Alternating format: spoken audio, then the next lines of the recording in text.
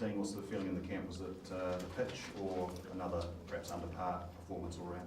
No, we felt the pitch was doing quite a bit, so we feel like we've got the runs on the board, and to get that early breakthrough was excellent. Okay, so you feel 150 can still be? Definitely, yeah, we feel like we're in the game. Dean, can you tell us how you came to go from WA to New Zealand, and were you a chance to play first class cricket over there?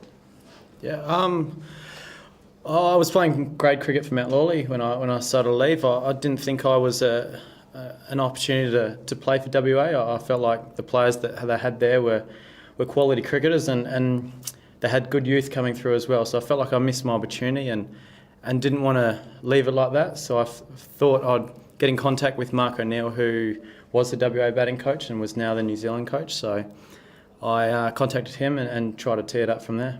And you were 25 when you did that? Yeah. David here. Dean, would that, two parts, would that be the hardest batting conditions you've ever encountered?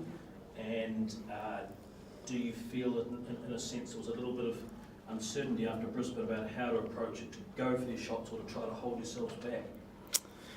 In terms of hardest, obviously, I think so. Just the fact that they've obviously got quality bowlers and they put the ball in the right areas, and the ball was doing quite a bit. So yeah, definitely, you had to have a little bit of luck out there to hopefully miss the ones that moved, and obviously if they didn't move, you've got to make sure you hit it. So in terms of how we approached it, we wanted to make sure we were accountable for how we batted, and I thought we did that. It was tough, and some guys edge it, and that's part of cricket.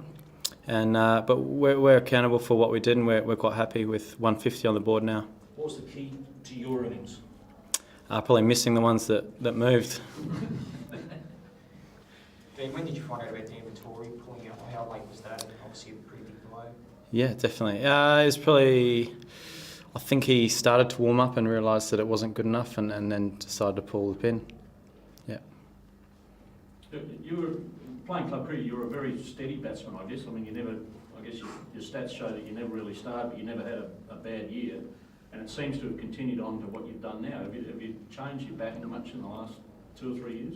Yeah, I think I've improved a lot. Obviously, I've worked pretty hard with Bob Carter and now with John Wright, so they've made me improve a lot by making me work hard. I probably didn't train nearly as much as I had to perform at first class level, and I feel like now that I'm a professional, I can put in the time that I need to. Do you feel like you want to prove something in front of Australian crowds? Is that an added incentive when you're playing? Oh, I don't think that there's any added incentive needed. Obviously, to play for New Zealand is a huge honour, and I don't take that lightly. And obviously, to play Test cricket, I don't think you need any more incentive than that. I wouldn't have even dreamed of this 2 years ago. So, just to be out there is awesome.